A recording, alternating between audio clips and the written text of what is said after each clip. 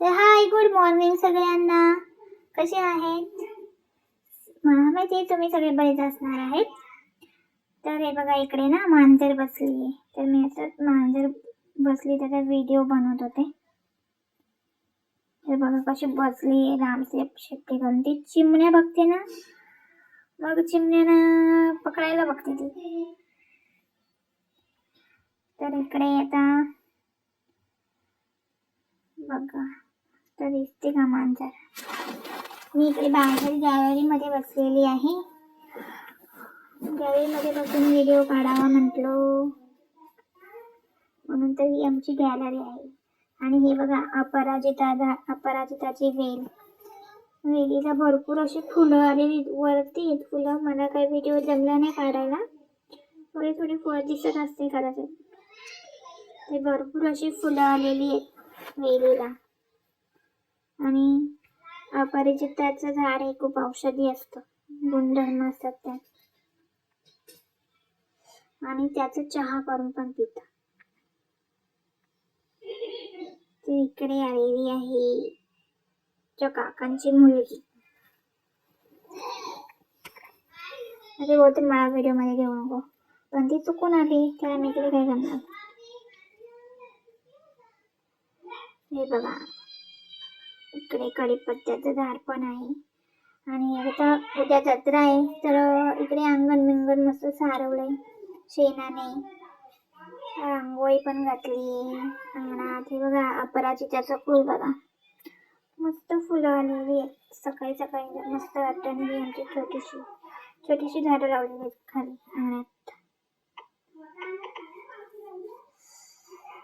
तर बाकी काय म्हणता, वेगळंच असणार. तर आता मी दुपारी जेवण करत आहे. तर इकडे डाळ भात नाही, सॉरी, वाटाण्याची आमटी आणि भात लोणचं हे खात आहे.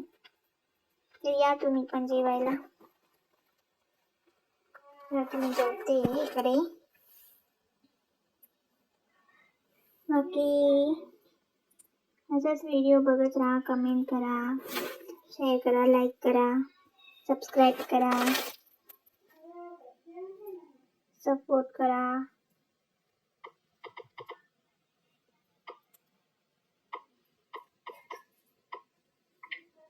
तर या जेवायला. मी जेवते इकडं. आणि माझा दिवस असाच गेला. आणि उद्या आमच्या गावामध्ये जत्रा आहे ना, त्यामुळे मग अशी काकांची मुलगी आलेली, ती मला सांगून गेली का माझ्या मेहंदी काढायची. तर तिला मी बोलली संध्याकाळी ये, मी तुझ्या मेहंदी काढेल. तर आता संध्याकाळ झालेली आहे आणि मी तिचा मेहंदी काढायला घेतलेली आहे. तर मला एवढी भारी पण मेहंदी काढता नाही, पण मी अशी ट्राय करते. मी कुठे शिकली वगैरे नाही, अशी बघून शिकली मेहंदी काढायला. तर बघा मी मेहंदी कशी काढते ते.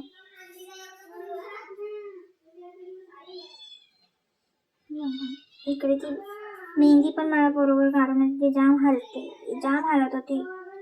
तिला मला सारखं बोलायला लागत होतं, हलू नकोस.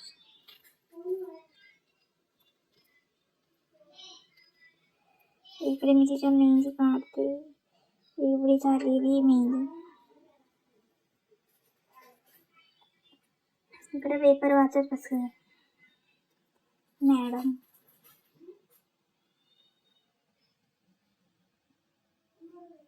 तिचे नाव प्रांजल आहे.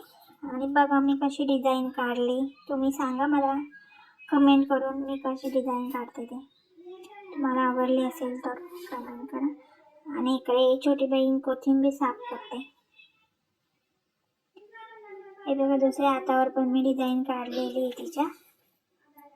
तर तुम्ही सांगा नक्की मी कशी डिझाईन काढले ते. आणि इकडे अपराजिताचं फूल आहे.